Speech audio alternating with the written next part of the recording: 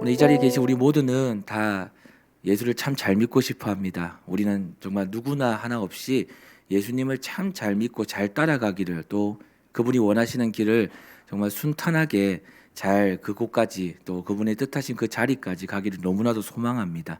그런데 이 땅을 살면서 깨닫는 게 있습니다. 그렇게 신앙생활을 하면서 깨닫는 것은 꼭 이 길을 가는 데 있어서 이 길을 가는 것을 기뻐하지 않는 존재가 있다는 거예요.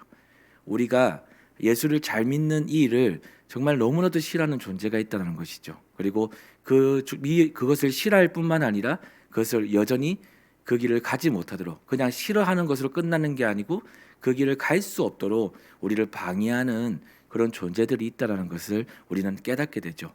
뭔가 이 땅의 어떤 육적인, 우리 어쩌면 육적인 세계를 뛰어넘은 영적인 세계에서 일어나는 일들이 우리의 삶에, 우리의 신앙생활 속에서 나타난다는 사실을 깨닫게 됩니다. 그런 방해 요소와 때로는 우리는 영적인 전쟁을 하고요, 또 영적인 싸움을 하면서 그곳에서 하나님이 우리에게 베푸시는 은혜가 무엇인지를 깨닫게 되는 그런 지점들이 우리의 삶에 있다는 것이죠. 이걸 깨닫습니다. 매일 방해 요소가 있다는 것이죠. 오늘 이 17장의 이야기는 그런 존재가 누구인지를 우리에게 소개하고 있는 내용입니다. 그런 영적인 세계에서, 우리가 알지 못하는 이 육적인 세계를 뛰어넘은 다른 이 영적인 세계에서 우리가 예수님을 잘 믿지 못하도록, 예수님을 끝까지 바라보지 못하도록, 그분이 원하시는 그 뜻하신 그 길로 가지 못하도록 여전히 방해하는 그런 요소, 그런 존재, 그런 어떤 그런 세력들이 있다라는 것을 오늘 우리에게 소개하고 있는 것이죠.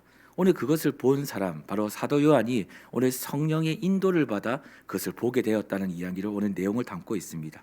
오늘 본문 17장 1절을 보면 이런 말씀이 있죠. 제가 한번 읽어드리겠습니다. 또 일곱 대접을 가진 일곱 천사 중 하나가 와서 내게 말하여 이르되 이리로 오라. 많은 물 위에 앉은 큰 음녀가 받을 심판을 내게 보이리라라고 합니다. 여러분, 일곱 천사 중에 그 일곱 대접을 가진 일곱 천사 중 하나가요, 오늘 요한에게 다가와서 그를 인도합니다. 근데 그가 그를 인도할 때 요한이 이렇게 얘기하죠. 기이한 일을 보고 정말 자기가 생각하지 못하는 너무 놀라운 일들을 사실은 한상으로 보게 되는 것이죠. 근데 오늘 천사가 그를 인도했던 그 장소가 어디였냐? 바로 물 위에 앉은 음녀가 심판을 받은 곳이다라고 오늘 본문 1절에서 이야기해 주고 있습니다. 여러분, 여기서의 이 음녀는 누구냐? 오늘 음녀를 소개하고 있죠. 이 음녀가 누구냐? 바로 세상의 음행과 또 우리로 하여금 신앙적 배교를 일으키는, 한마디로 말하면 우상 숭배로 말미암아 하나님을 다시는 섬기지 못하게 만드는 그런 길로 인도하는 주범이라는 것이죠. 그런 길로 우리를 이끌어가는 주범이라는 것입니다.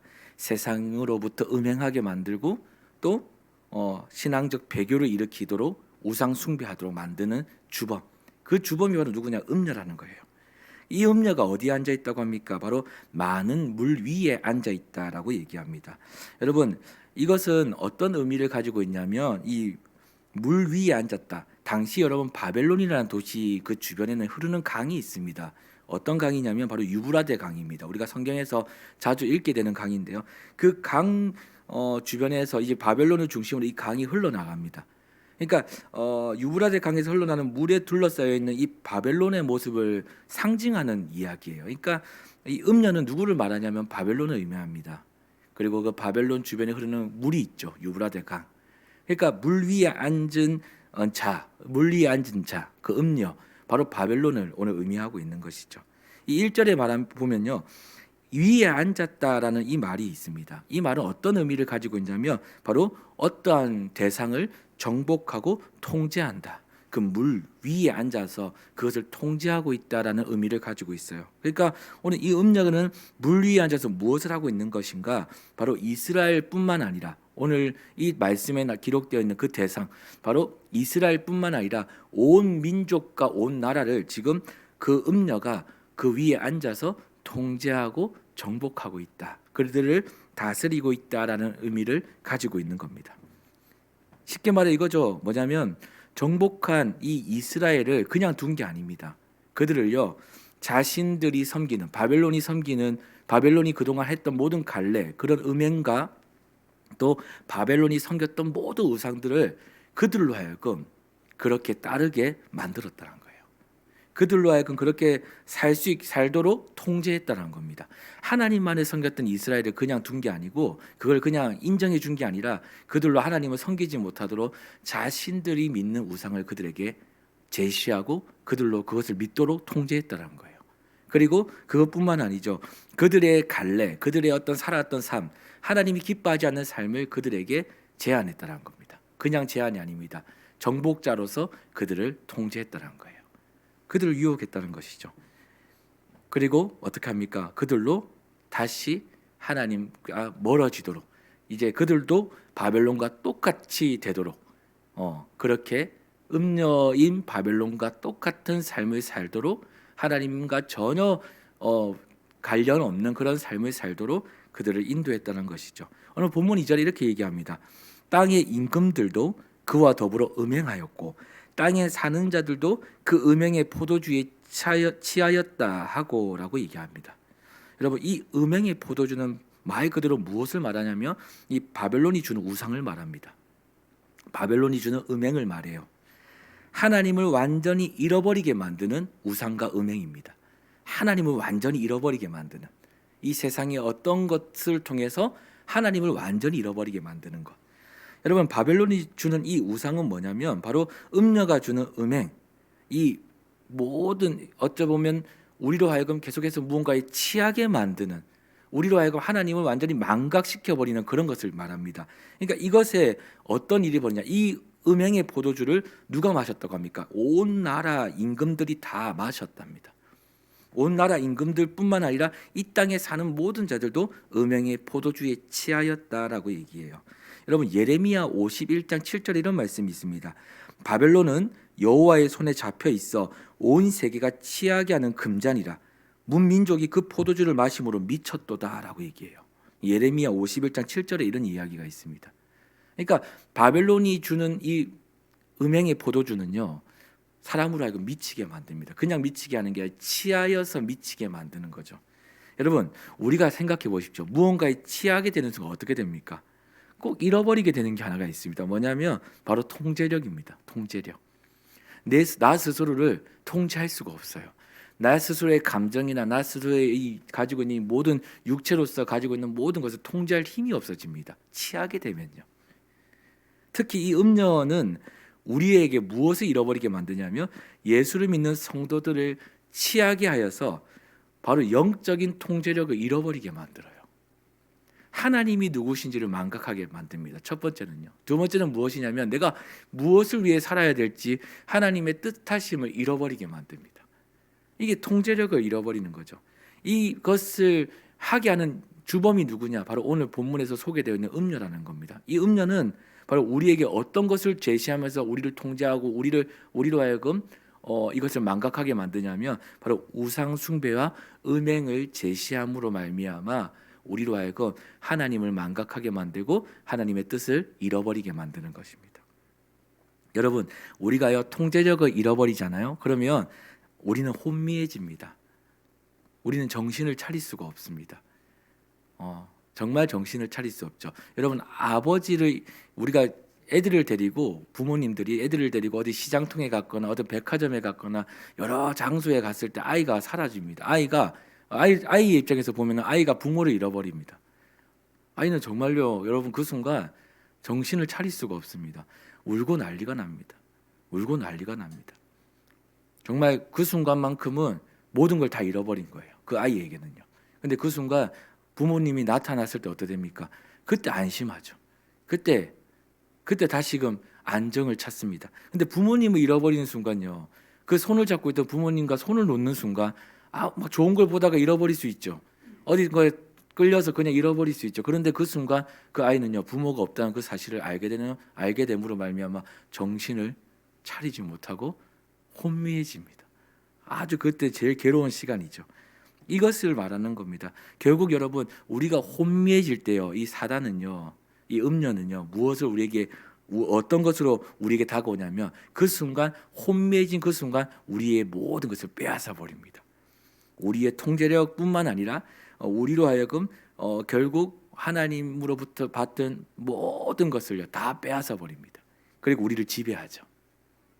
우리를 지배합니다. 한마디로 이거예요. 세상의 우상과 음행의 포도주를 마시고 우리가 그것에 취하게 되는 순간요, 우리는 영적인 통제력을 잃고 우리가 하나님의 자녀라는 사실을 잃어버리게 됩니다. 하나님의 자녀요. 우리는 하나님의 자녀거든요. 하나님의 사람입니다. 여러분, 이거 엄청난 특권이거든요. 이거는 그 누구에게도 부여한 게 아닙니다. 하나님이 수많은 사람들 중에 부족한 저와 여러분을 그냥 택하셔서 구원하신 게 아니고 자녀 삼으셨거든요. 이거에 대한 특권을 허락하셨는데 이걸 잃어버리게 만드는 겁니다. 한순간에 고아가 된 거예요. 사단이 빼앗은 거죠. 하나님의 사람이란 정체성을 잃어버리게 만들면서 우리로 하여금 이 정체성을 빼앗음으로 우리로 하여금 영적인 고아가 된 것 같은 그런 느낌을 주게 한다는 겁니다. 여러분, 이렇게 된 순간을 바로 고스란히 하나님의 통치와 지배권을 사단에게, 오늘 본문에 나오는 음녀에게 제시했다는 거죠. 그냥 넘겨줬다는 겁니다. 여러분, 하나님이 제일 싫어하는 것이 하나 있습니다. 오늘 이 말씀을 보면서 제가 오늘 깨달은 게 하나가 있는데요. 오늘 이 말씀의 좀 결론은 이겁니다. 하나님은 결국 뭡니까? 음녀를 심판하세요. 하나님은 심판하십니다. 오늘 그것을 이야기하시거든요. 오늘 요한을 인도하셨던 장소가 어디냐면, 이렇게 우리를 예수를 믿지 못하게 만들고 예수님을 바라보지 못하게 만들고 예수님을 온전히 따라가지 못하도록 계속 방해하는 이 음녀를요, 하나님 정말 미워하십니다. 근데 그 음녀가 우리가 넘어가는 순간 우리는 뭡니까? 죄를 짓게 되죠. 하나님 제일 싫어하는 게 뭐냐면 죄를 싫어합니다. 우리가 착각하면 안 될 것이 하나 있습니다. 하나님 우리를 싫어하지 않습니다. 죄에 넘어졌을 때인 우리를 싫어하지 않습니다.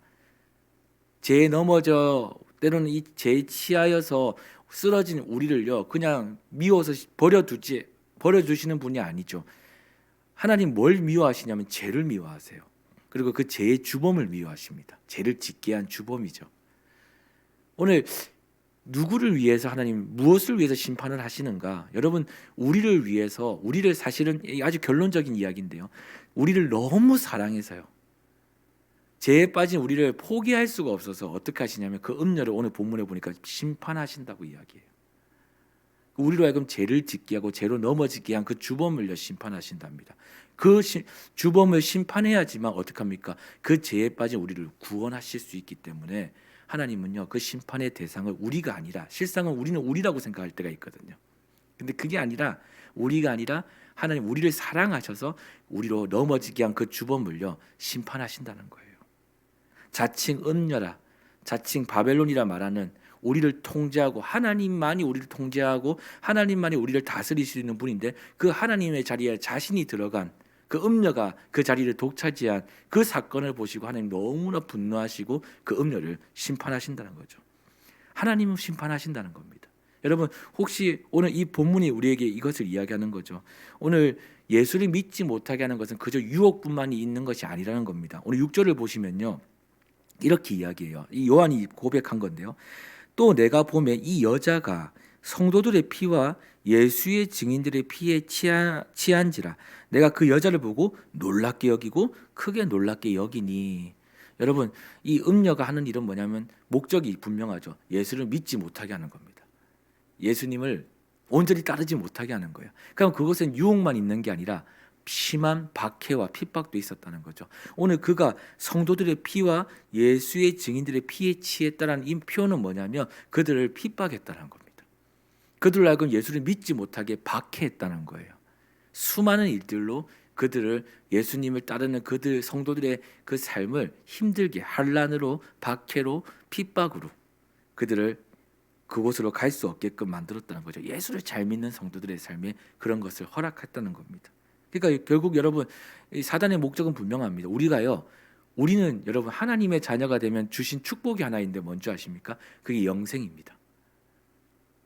사단은 뭘 원하는 줄 아십니까? 우리가 멸망하기를 원합니다.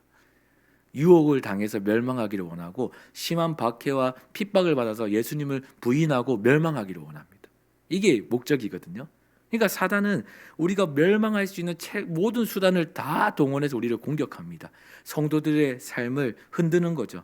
이 오늘 본문의 표현이 너무나도 좀 잔인한 것 같고 좀 너무 직설적인 것 같지만, 성도들의 피와 예수의 증인들의 피에 취했다. 그는 우리의 삶을 그렇게 흔듭니다.